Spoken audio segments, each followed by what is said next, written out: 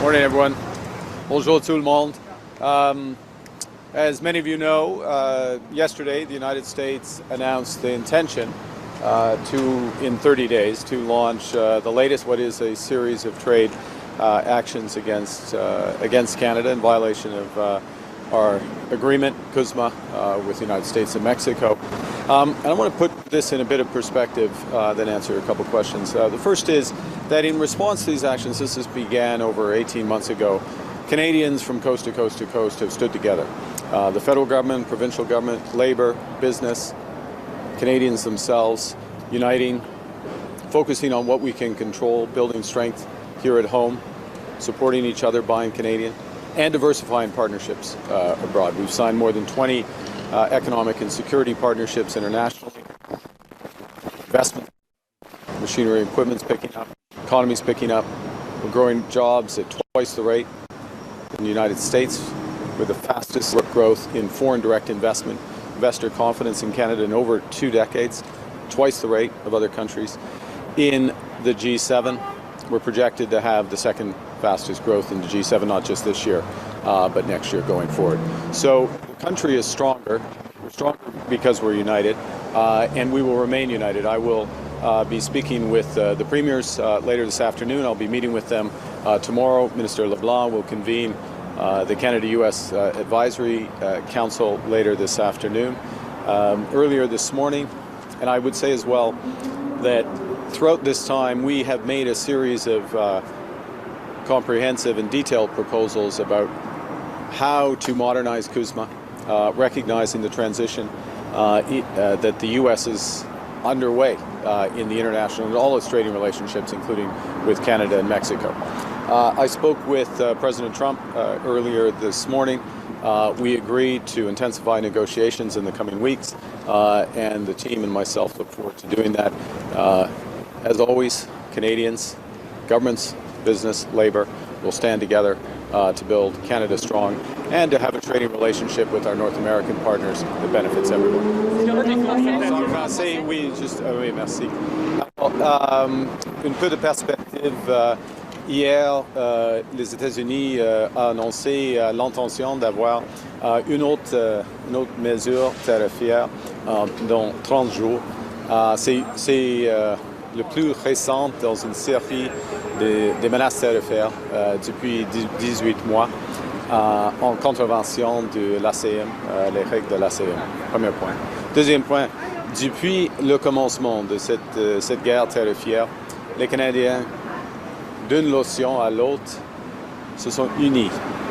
Les gouvernements, les travailleurs, les syndicats, les commerces et surtout les Canadiens et les Canadiennes, afin de bâtir un pays, une économie plus forte, afin de soutenir nos travailleurs, nos agriculteurs, nos commerces, afin de diversifier nos partenariats à l'étranger. Maintenant, nous venons de conclure plus de une vingtaine d'accords d'économie sécuritaire à l'échelle du monde. Et nous avons une économie qui devient de plus en plus forte. La création, par exemple, d'emplois est 2 fois plus rapide qu'aux États-Unis. L'investissement étranger ici au Canada est 2 fois le moyen de G7. C'est le plus fort de G7, c'est le plus fort depuis 2 décennies.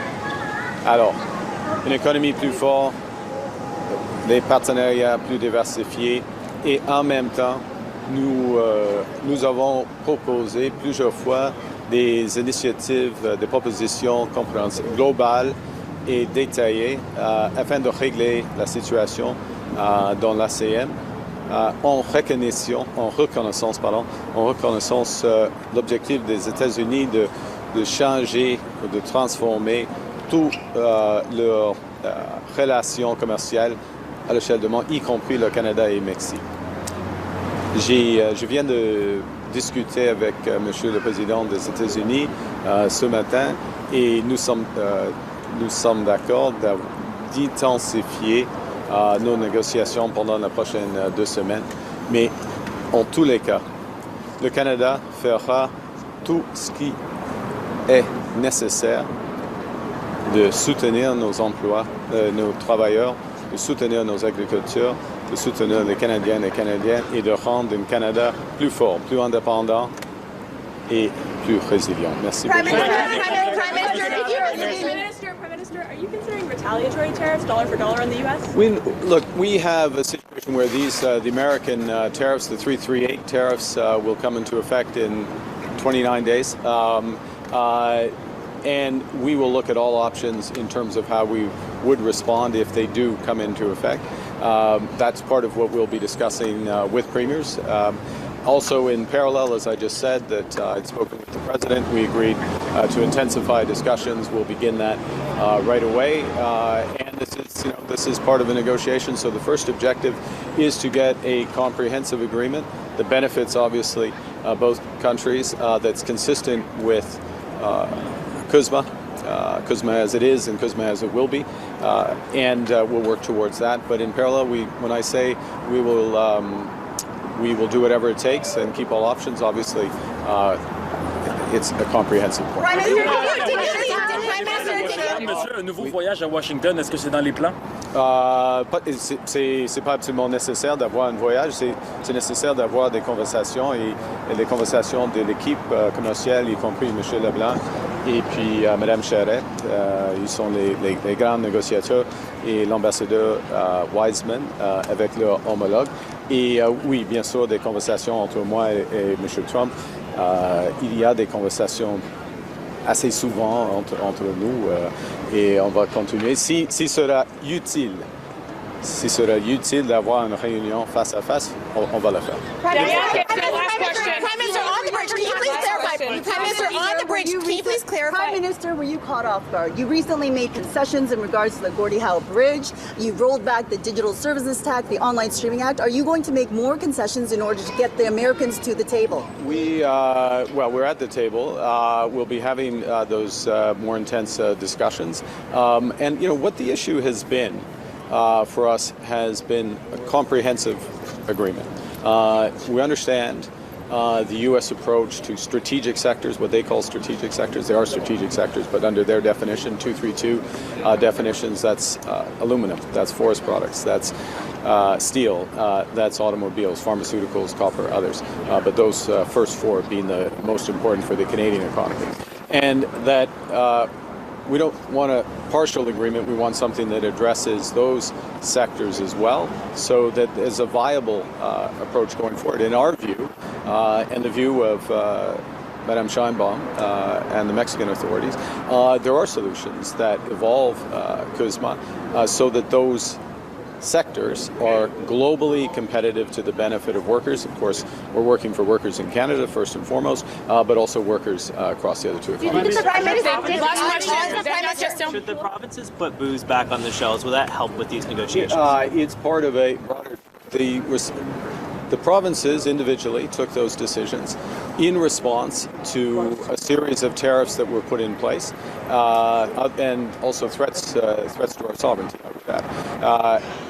Those measures have been supported by provincial citizens, and they're supported, and it's indicative in terms of other consumption habits, if I can put it that way, of Canadians, where Canadians have traveled. Other things that are on the shelves but aren't being purchased. The decision to change that, first and foremost, will be taken by the provinces themselves, each individually, and should only be taken, in my judgment, as part of an overall agreement. And that's what we'll work to accomplish. Thank you, everyone. Did you mislead Canadians on the bridge deal? Did you mislead Canadians, sir?